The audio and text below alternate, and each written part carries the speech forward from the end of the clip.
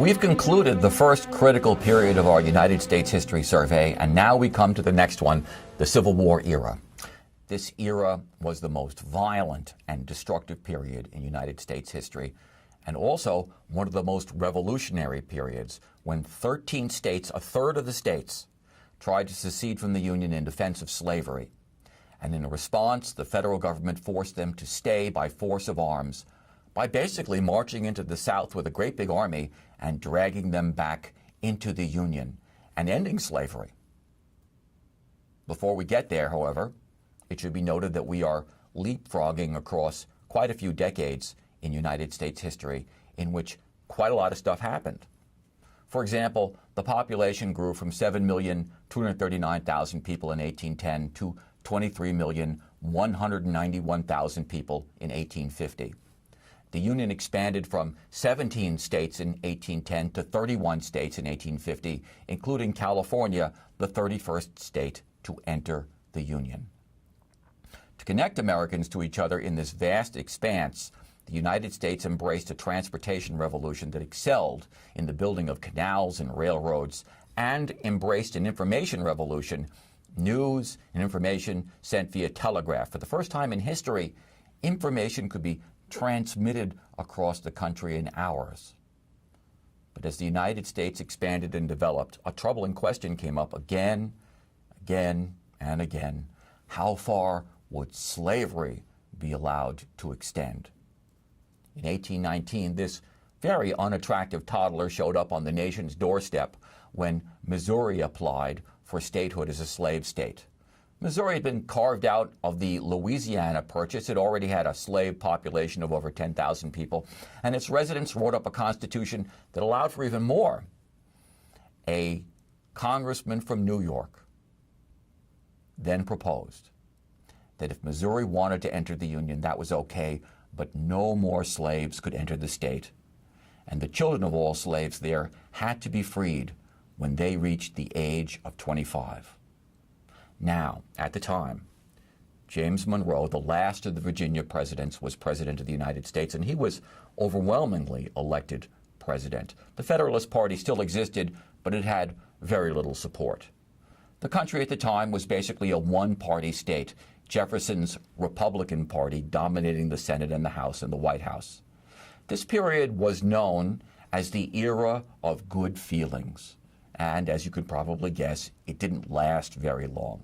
Basically, once Missouri applied to become a slave state, the era of good feelings was pretty much over, because if or when that happened, it meant that the slave states would have one more state than the states that had discontinued slavery, and then they would be able to vote as a bloc to strengthen slavery's hold, not just on the South, but upon the West. More slave states would mean more slave state congressmen and more slave state votes in the House of Representatives and the Senate. So now suddenly the Republican Party faced a huge internal division over this issue. That congressman from New York, that Republican congressman from New York, James Talmadge, managed to get his resolution to pass the House of Representatives, but the proposal died in the Senate. So when Congress reestablished itself in 1820, a senator from Illinois proposed a three-part compromise.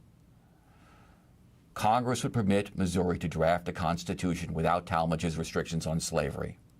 Then Maine, way up in the north of the USA, would be allowed to join the Union as a free state. Its constitution prohibited slavery. This would maintain the sectional balance between the free and the slave states, and from then on, slavery would be prohibited everywhere to the west, north of Missouri's southern boundary. This seemed to make everybody, if not happy, at least not fearful that the other camp would get the advantage. But then Missouri drafted a constitution that not only protected slavery, it prohibited even free blacks from entering the state. This appeared to be in violation of a part of the Constitution, Article 4, Section 2, Clause 1, which says, "The citizens of each state shall be entitled to all privileges and immunities of citizens in the several states." So another compromise was reached. Congress accepted the state's constitution as written, but told Missouri that it could not deprive the citizens of any states of their rights under the U.S. Constitution. The leaders of Missouri responded, "Thank you very much for the advisory," and basically ignored it, and the controversy began to die down. But the Missouri Compromise, as it was called, was a signal to Americans that the USA, as it was constituted at the time, was living on borrowed time. A fire bell in the night, Thomas Jefferson called it. John Adams, in the last years of his life, wrote in his diary that it was only a matter of time before a civil war broke out that resulted in the extirpation, that was his word, of slavery from the whole continent.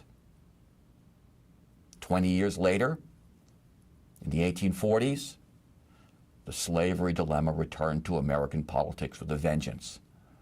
By 1840, virtually all the land east of the Mississippi had been transferred to America, basically white America.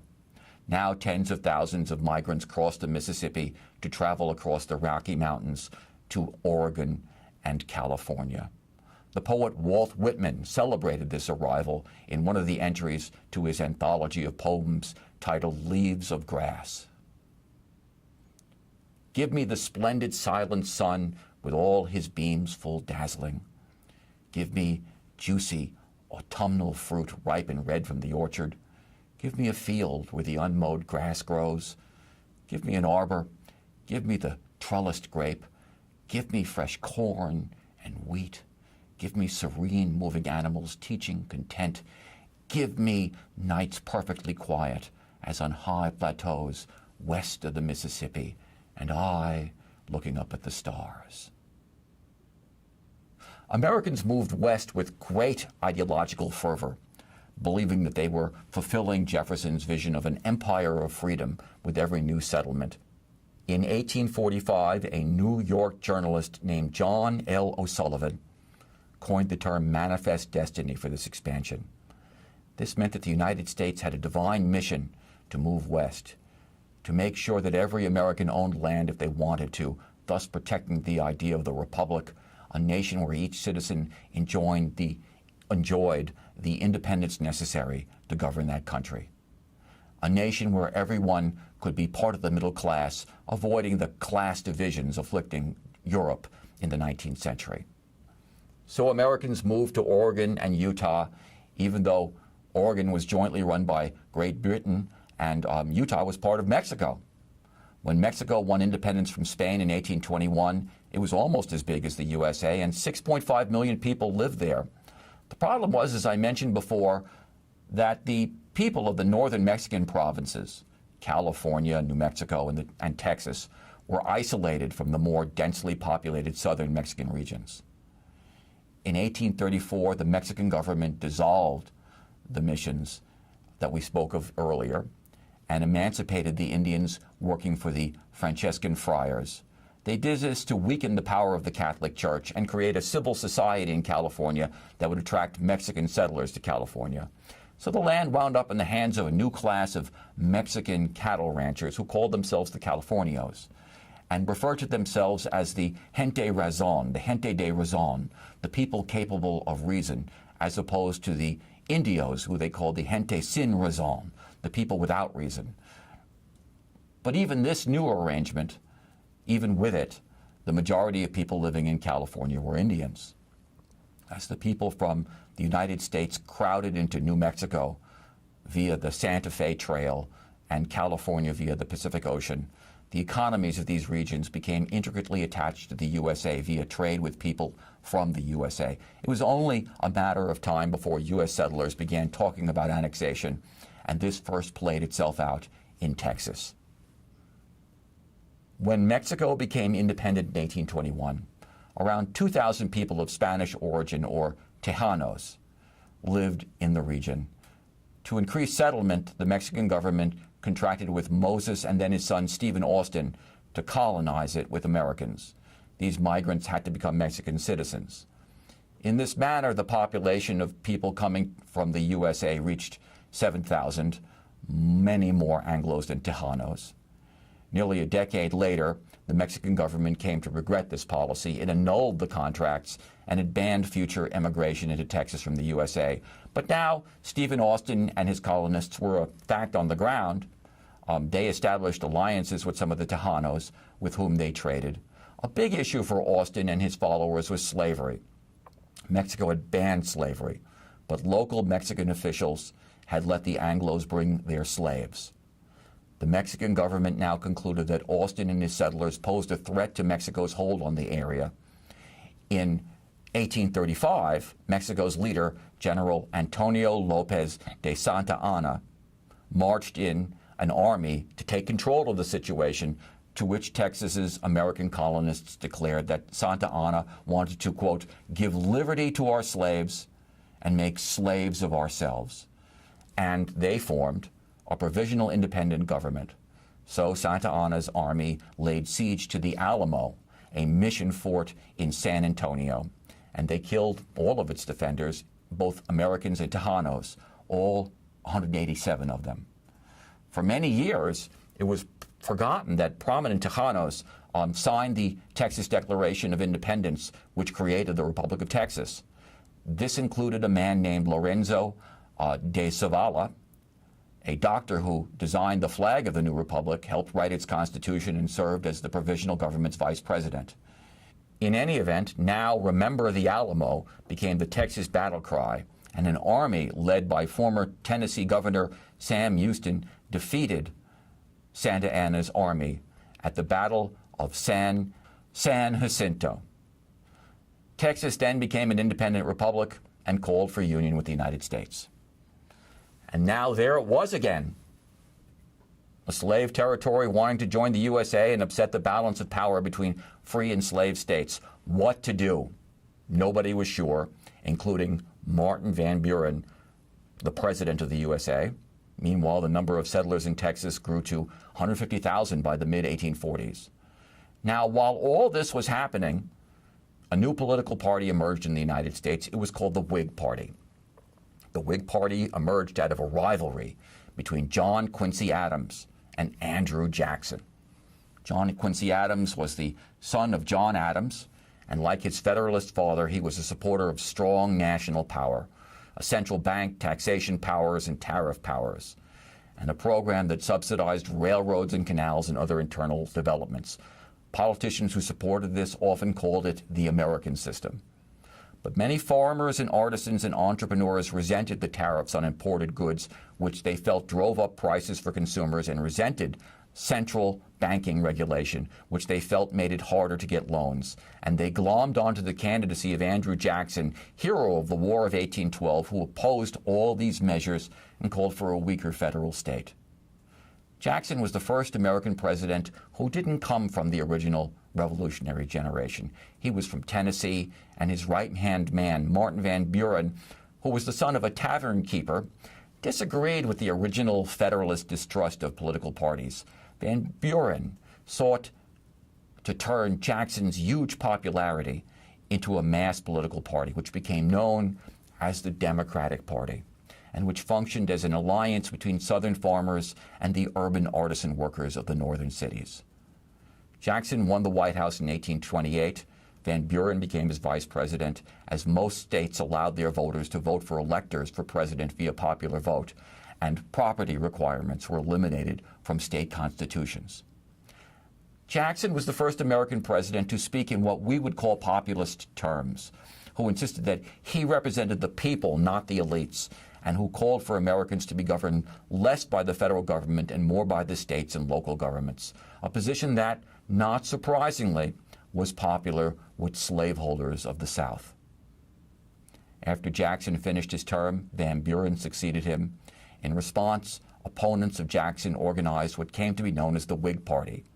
They called themselves the Whigs after the anti-monarchist party in England called the Whigs, and they lambasted Jackson as King Andrew and criticized his attacks on the Second Bank of the United States, and also his refusal to enforce Supreme Court decisions that were intended to protect Native Americans, among other groups. The Whig Party and the Democratic Party became the principal political parties of the 1840s, and the question of what to do with Texas fell to them to debate and discuss. The President of the United States in 1844 was John Tyler. Tyler had been War of 1812 war hero William Henry Harrison's vice president until Harrison caught pneumonia a month after his inaugural and dropped dead, making Tyler president. Tyler now decided to support annexation of Texas. But then a letter from his Secretary of State, John Calhoun, was discovered that supported annexation explicitly as a way to strengthen slavery in the USA. Suddenly, Northern anti-slavery sentiment exploded in anger. And the same crazy angriness that exploded over the Missouri Compromise was exploding again. So former President Martin Van Buren of the Democrats and Whig Congressman Henry Clay got together, and they issued letters declaring that immediate annexation with Texas was a bad idea because it would provoke war with Mexico. They wanted to keep the slavery issue out of national politics, where they knew it could really tear everything apart. But as soon as they issued those letters, the pro-slavery wing of the Democratic Party turned on Van Buren and instead supported former Tennessee Governor James K. Polk, a big slave owner, whose plantations were so brutal that many slave children there, at least half, died before they became adults. This horrified Northern Democrats. The Democratic Party now became polarized over slavery. In the election of 1844, Polk supported annexation, and Henry Clay, the Whig candidate, opposed it. Clay would have won the election.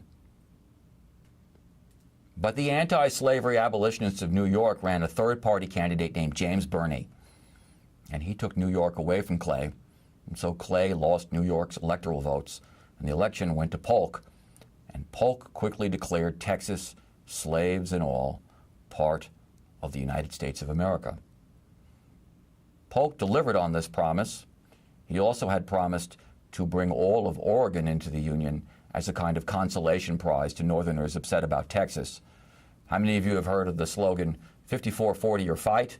That was Polk's promise to bring Oregon in all the way to its northern boundary at latitude 54 degrees 40 seconds.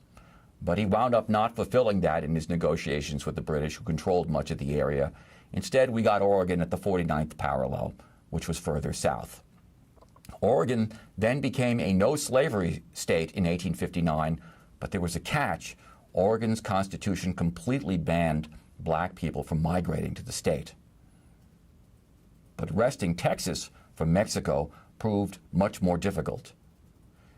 Since the Mexican government refused to talk about recognizing the Texas Republic or letting the USA purchase the region.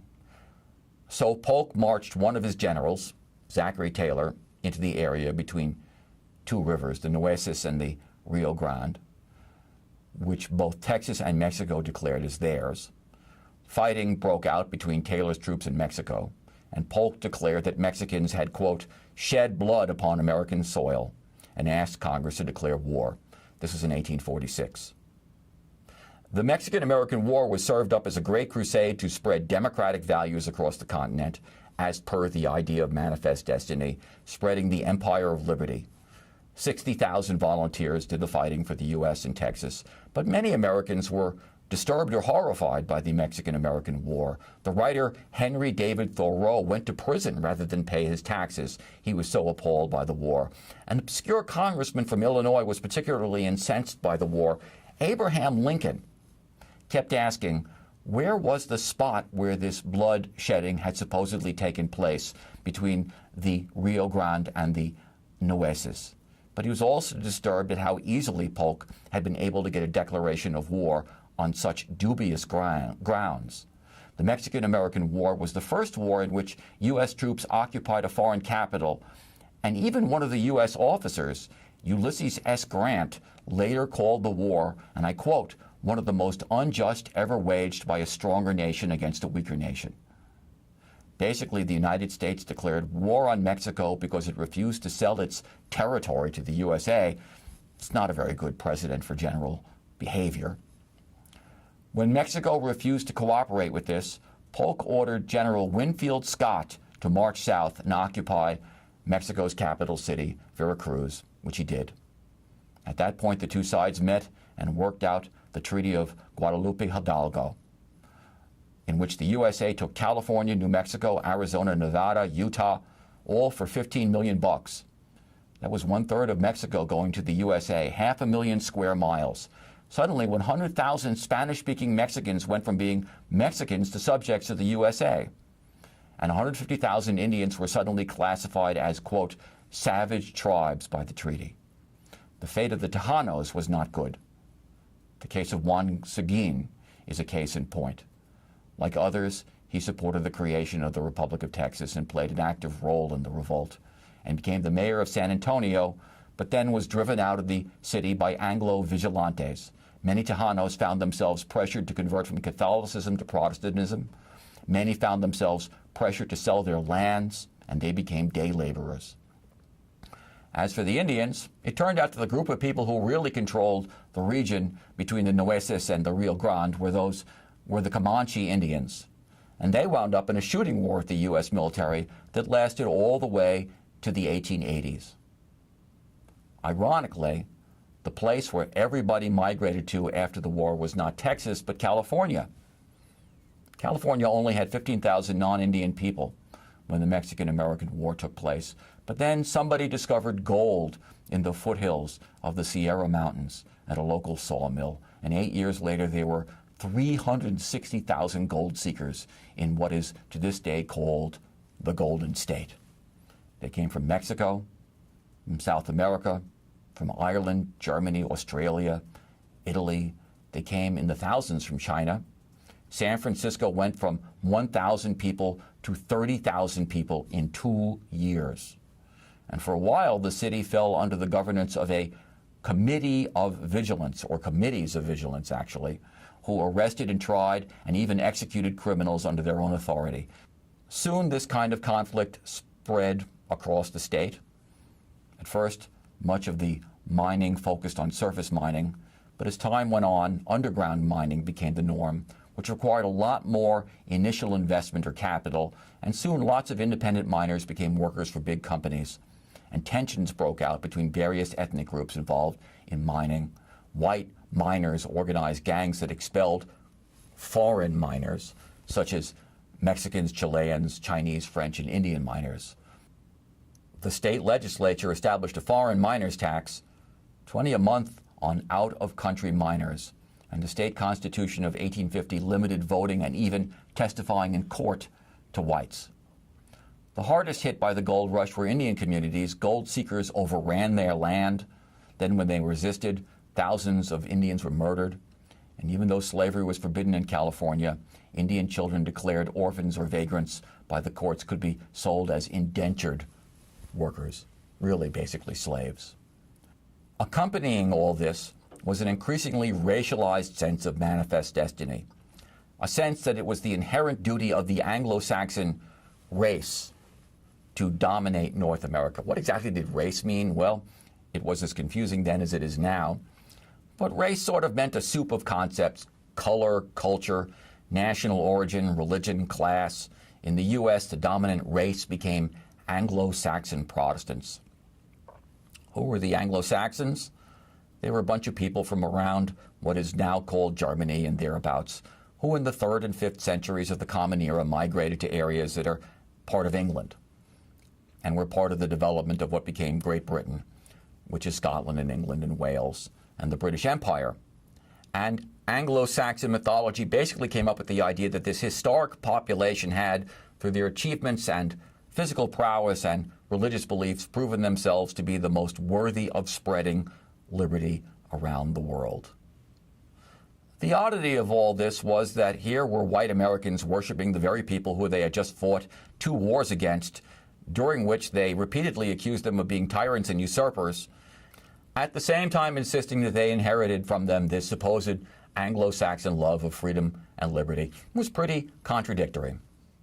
But on top of that, as the United States acquired and developed more and more land, it had more and more land on which it had to figure out whether to allow slavery on the land or not. As the USA conquered 1/3 of Mexico, it created this gigantic headache for itself. The famous 19th century philosopher Ralph Waldo Emerson said of the acquisition, quote, "It will be as the man who swallows arsenic, the toxic element arsenic. Mexico will poison us.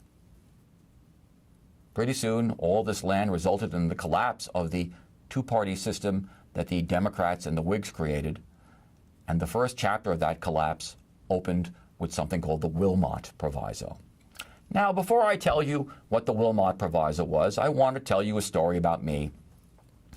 Several years ago, I was waiting at the airport to pick up my wife when I noticed a car service driver waiting for someone with one of those name signs, and the name sign was David Wilmot.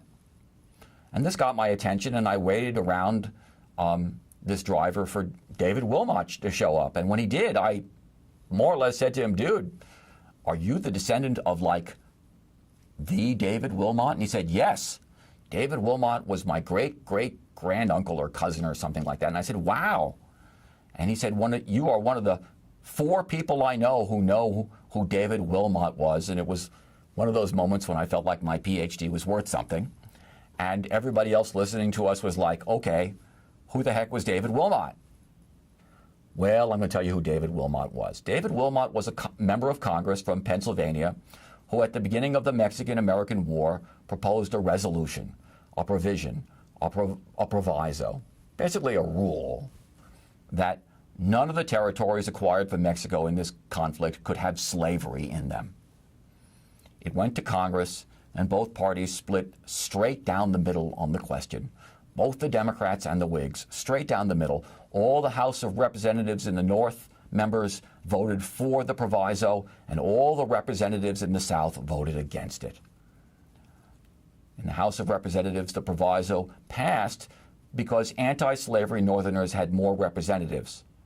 Abraham Lincoln later claimed that he voted for the Wilmot Proviso 40 times.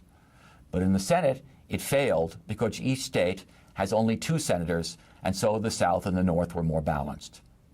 But it did what the Missouri Compromise crisis did. It freaked everybody out. It made everybody realize that this slavery issue was a totally polarizing thing, and that it was only going to get worse and worse and worse. One newspaper put it very clearly. The proviso, as if by magic, brought to a head the great question that is about to divide the American people. In response to the failure of the proviso and other concerns, in 1848, opponents of slavery expansion organized a new party called the Free Soil Party, which ran former President Martin Van Buren for president and Charles Francis Adams, the son of John Quincy Adams, for vice president. The presidency went in that election to Whig candidate and Mexican War hero Zachary Taylor, but the Free Soil Party polled 14% of the national vote. Suddenly, anti-slavery was a legitimate political position. Since the 1820s, a social movement across the United States called abolitionism had emerged. It called quite explicitly for the ending of slavery, which its adherents called a tremendous moral wrong. The most famous abolitionists included Frederick Douglass, who had escaped from slavery and now crusaded against it across the country, and William Lloyd Garrison, who famously described the U.S. Constitution as an agreement with hell. Those were his words, thanks to its slavery provisions. The motto of the abolitionists was, "Am I not a man and a brother?" Many women joined the abolitionist movement and added the motto, "Am I not a woman and a sister?" But for millions of voters in the United States, as ugly and abhorrent as they regarded slavery, the abolitionist position still went too far. First, there was the immediate question of whether the Constitution empowered Congress to ban slavery. Second, there was the genuine fear that if Congress did figure out how to overcome that barrier, it would cause a huge crisis that would dissolve the Union. But now there was the Free Soil position, which was that at least Congress could ban slavery in the territories, that is, the areas that had not entered the Union yet as states. The government had done this with the Northwest Ordinance of 1787. Why not do it now for all the new territories? That would prevent new slave states and curtail the dominance of what Northerners increasingly called the slave aristocracy who opposed public education and federal money for internal improvements and tariffs to help build up industry.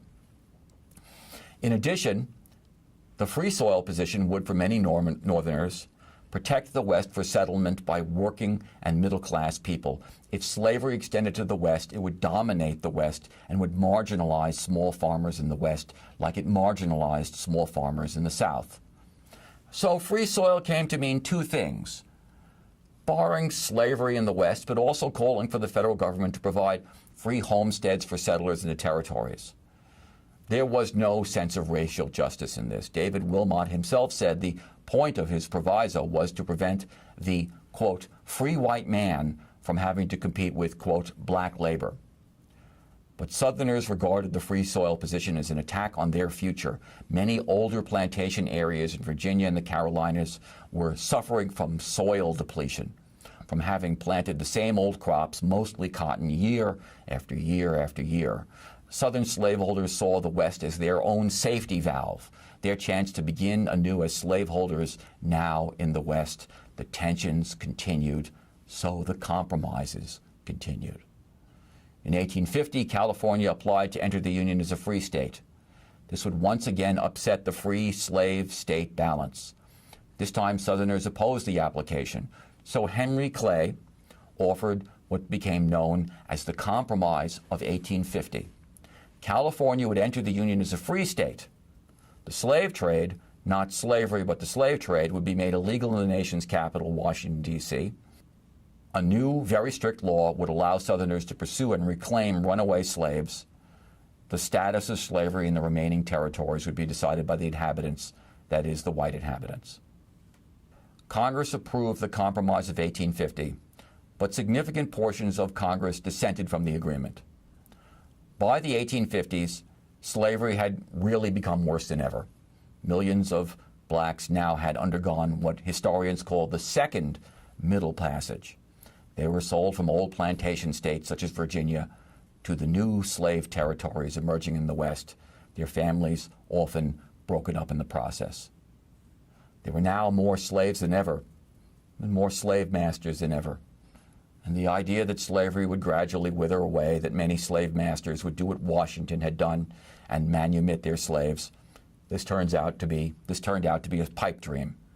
The slave industry had even more money invested in it than the nation's railroads. The divisions in the nation were illustrated by the dissents of two United States senators from the Compromise. John Calhoun of South Carolina, who insisted that slavery had to be allowed to extend to all the territories, and Senator William H. Seward of New York, who made an explicitly abolitionist speech against slavery in the Compromise of 1850. And even though the Compromise passed, it contained provisions that polarized the nation even further. Now, to fulfill the Compromise, Congress passed the Fugitive Slave Act. This law bypassed juries when it came to prosecuting slaves who escaped to the North. It forbade local authorities from interfering with a federal agent pursuing an escaped slave, and it required locals to help the federal agent. The irony of the Fugitive Slave Act was that Southern politicians were endlessly talking about states' rights and the importance of the federal government not interfering with the states, but in this instance, they supported a law that completely overran the rights of northern states, that brought federal agents into the North armed with the power to completely override state and local authorities. So basically, if an escaped slave showed up in your neighborhood in New York or Massachusetts and she begged you for shelter, you were now violating federal law if you gave her a bed for the night and a little bit of food, which is what Jesus would have said you should do, right? Now, you could go to prison. The fugitive slave law radicalized all kinds of Northerners who had been anti-slavery but not very passionate about it. Suddenly, declared philosopher Ralph Waldo Emerson, we all woke up and discovered that we were stark raving abolitionists. In 1851, in Syracuse, New York, a huge crowd helped an escaped slave flee to Canada. In a town in Pennsylvania, locals killed the owner of an escaped slave. A network called the Underground Railroad helped hundreds of fugitive slaves escape to freedom. Thomas Paine, of the revolutionary generation, had described the USA as an asylum for mankind, and now there was a federal law declaring that asylum illegal. And the Compromise of 1850 only addressed the immediate problems of 1850, specifically getting California into the Union as a free state. By 1854, 4 years later, Senator Stephen Douglas of Illinois stepped in to make a new kind of trouble. Douglas wanted a transcontinental railroad, a railroad going all the way to the Pacific coast, to be constructed through Kansas or Nebraska, somewhere that would benefit his nearby state. But Douglas couldn't see how that would play out unless both Kansas and Nebraska had territorial governments, which they didn't have yet. They were part of the Louisiana Purchase. But the South was nervous about these territories turning into free states, so they were wary about giving them territorial governments. So Douglas came up with what he thought was a great idea. Let the people decide. Popular sovereignty, he called it. Folks in Kansas and Nebraska will set up territories, and then they'll vote whether to have slavery or not Congress. Douglas managed to get this proposed law, the Kansas-Nebraska Act, passed by Congress. But millions of Northerners were appalled by the law, which effectively repealed the Missouri Compromise, which had banned slavery north of Missouri's southern border. The Democratic Party now split again over the law, just like it had over the Wilmot Proviso. But as polarized as the Democratic Party became, the Whig Party completely collapsed over the law. In 1852, a bunch of anti-slavery Democrats and anti-slavery Whigs held a meeting in Wisconsin, and they started a new political party, which they named after an old political party. They named their party the Republican Party, which is the ancestor of the Republican Party of this day. And the Republican Party took up the mantle of the Free Soil Party, no slavery in the territories. The Republican Party spoke to the economy of the North and the Northwest. By the 1850s, the North and Northwest had become economically integrated by a very large transportation system consisting of railroads and canals. The North produced manufactured goods for the West. The Northwest produced food for the North. Chicago became the great manufacturing center. New York became the nation's preeminent financial capital. Although the South was still part of the nation's economy, providing cotton to the North, it wasn't really part of this northern network. The South became increasingly isolated, dedicated to one cause alone, the expansion of slavery.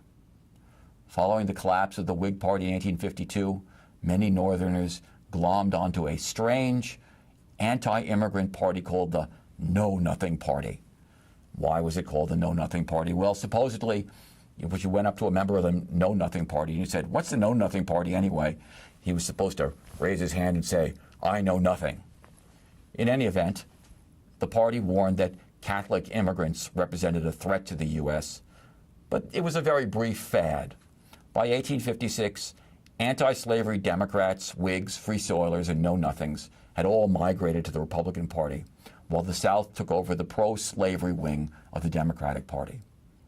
Republicans argued that slavery represented the ultimate threat to a society in which everyone could start at the bottom and, through hard work and free labor, make their way to the middle class. Slavery must be kept out of the territory so that free labor could flourish and grow. Republicans insisted that they were not abolitionists. They did not propose to eliminate slavery in the South, but many of them also thought and said that sooner or later slavery would have to go. Either the USA would be 100% slave or 100% free, and everybody knew which result the Republican Party preferred.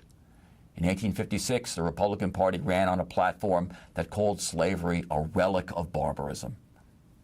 The national presidential race of 1856 took place as Kansas struggled to decide whether to be a slave or a free state.